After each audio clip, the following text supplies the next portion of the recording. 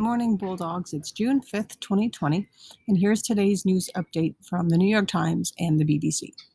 As it has been previously this week, the top stories have not been COVID as they have been the past few months, but are related to the death of Mr. George Floyd and the subsequent protests that have occurred throughout the nation and actually the world.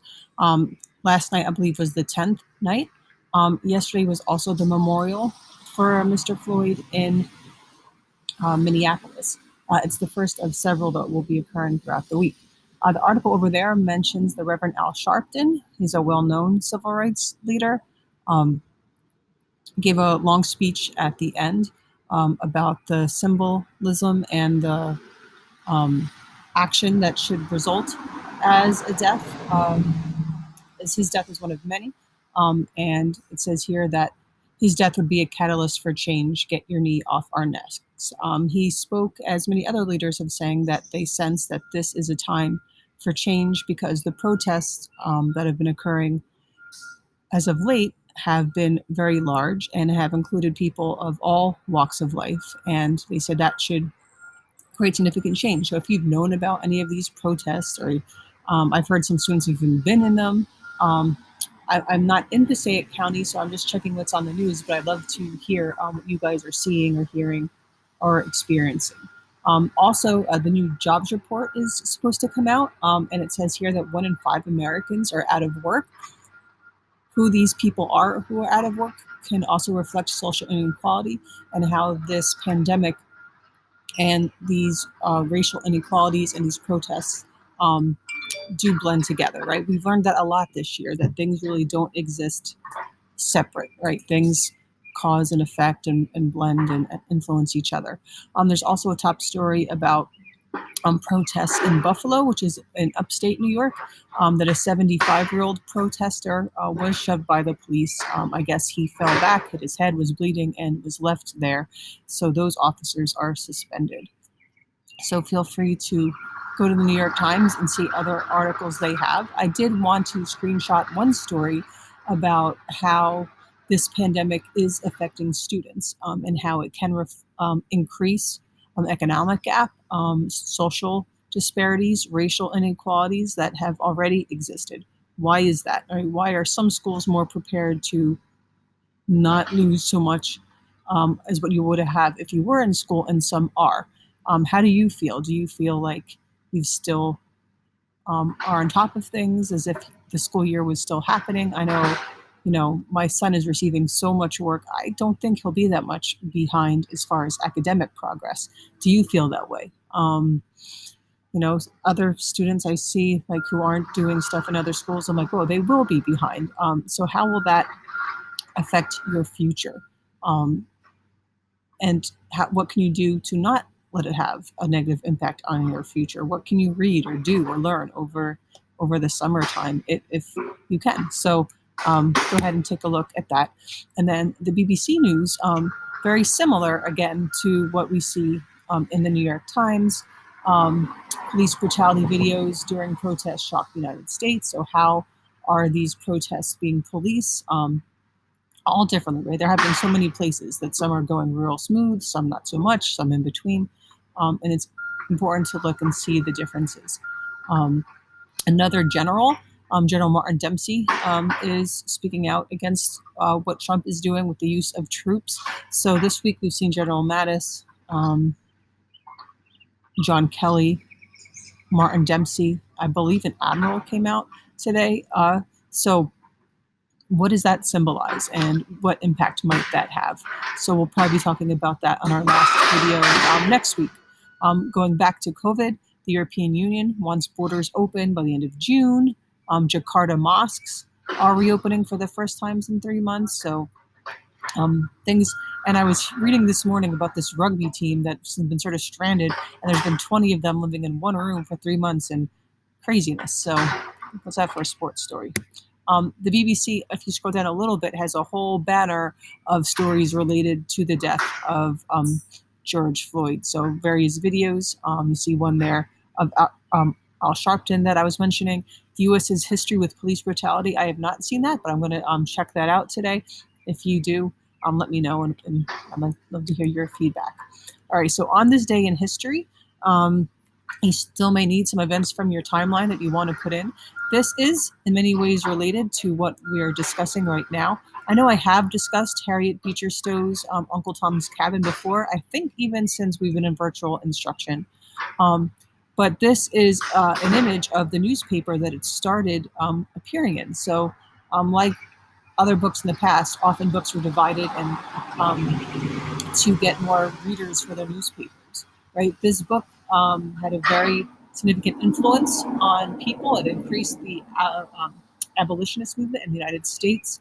Um, some think that Lincoln actually said, "Here's the lady that started the big war." There's some disagreement among scholars about that, but either way, when I say like, what can you do this summer to make sure you're not falling behind in learning? Maybe you want to read Uncle Tom's Cabin. I finally read it about 10 or 15 years ago, and I was glad that I finally did. And it's important to understand the social history of the time and then reflect it to what is going on now, especially if you do plan on going to AP Gov your junior year. You might want to try to pick this up at some point. Another story is tomorrow is D-Day. It's the weekend, so I won't really have a video on it.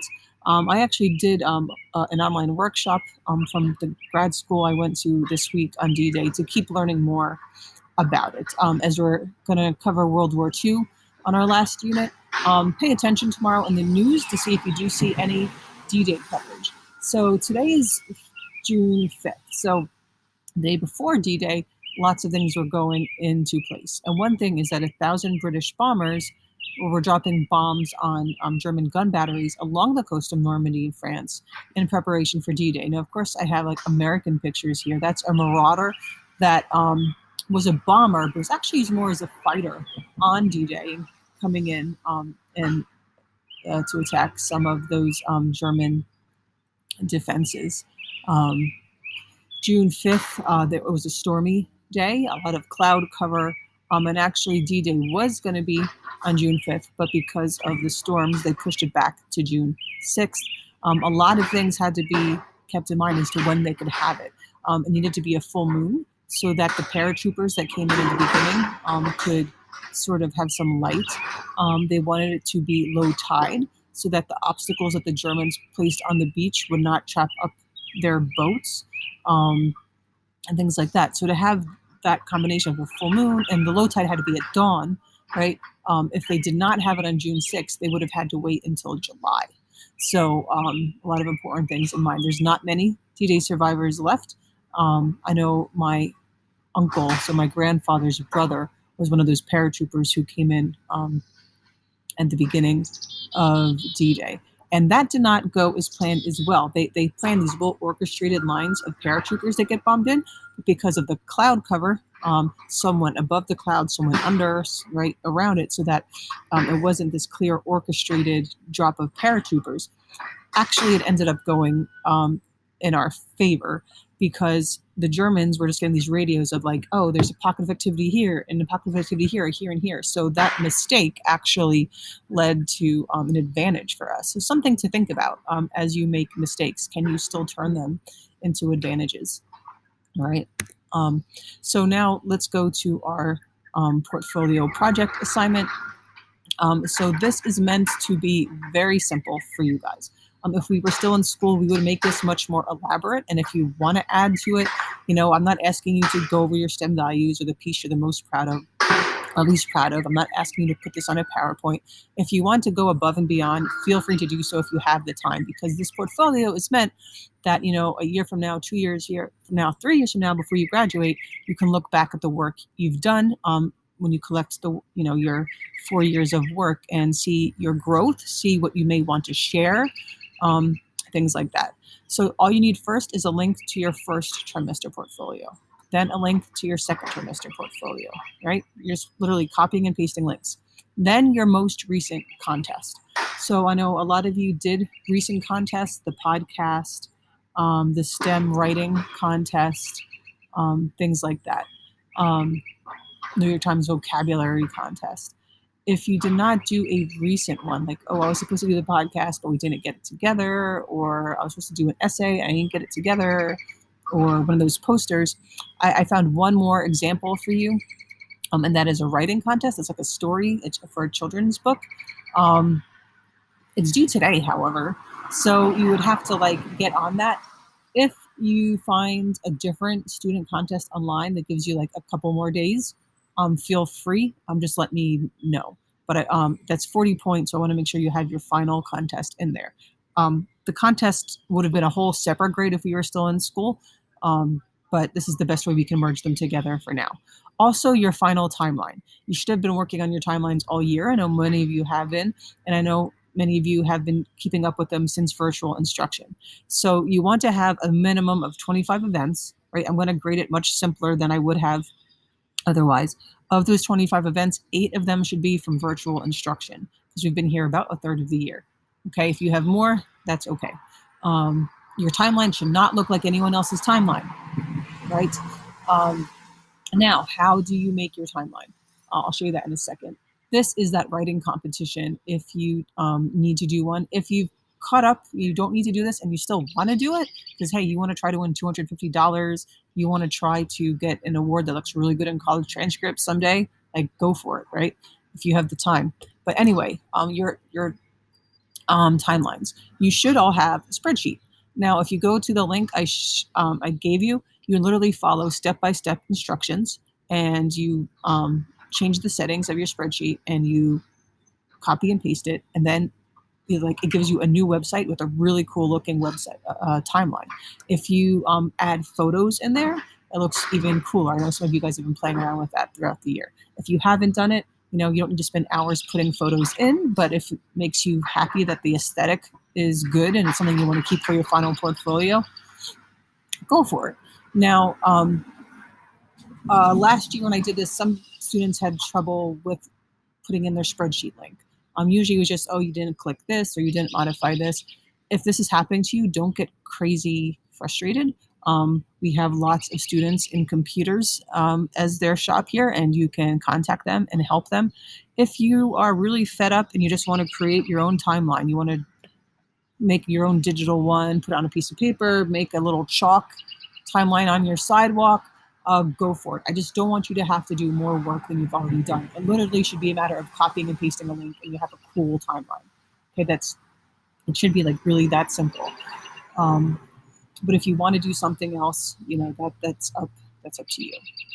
Okay. Like I said, your timeline should be original. But today, what are our assignments for today? So today's assignments are for Actively Learn. I was planning on sort of splitting up our World War II into 2 units. I think you're going to see the garbage men here.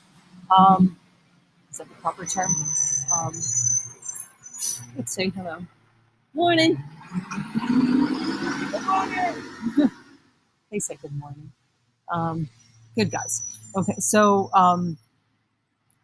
what was I going to say? Yes. So there are 2 articles here. There's one that is on the protests now, and do they relate to the pandemic? How do they relate? And there's some questions. This is completely made by Actively Learn. I really didn't modify anything on this. Go ahead and do that first.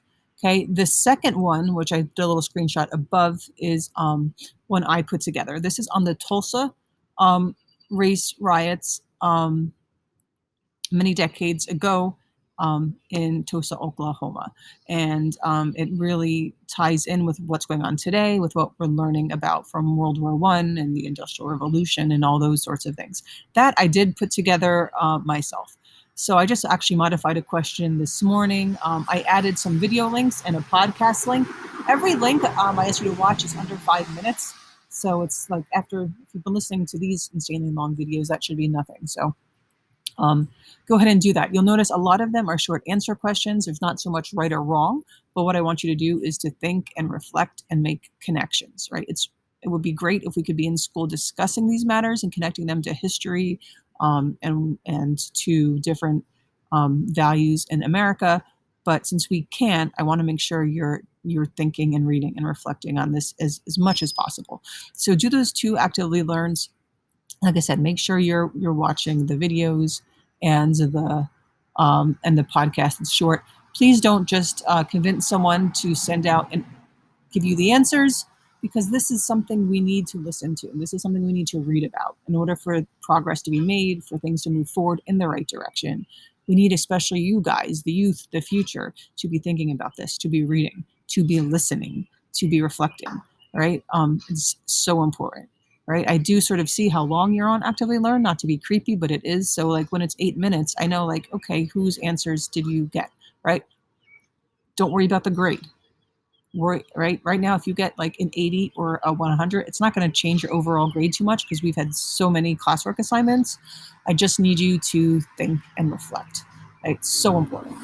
Okay, so I'm going to, for next class, have your final assignment, but also be giving like the end of the year videos, which will be an update on how to do your end of year assignment, which is really just the third trimester exam. I'll go over how to prepare for that. I'll do a little end of year survey. I have a little end of year video for you guys and all sorts of things. So we'll get all that together next week. In the meantime, have a great weekend. Miss you guys. Stay safe. Feel free to let me know what's going on.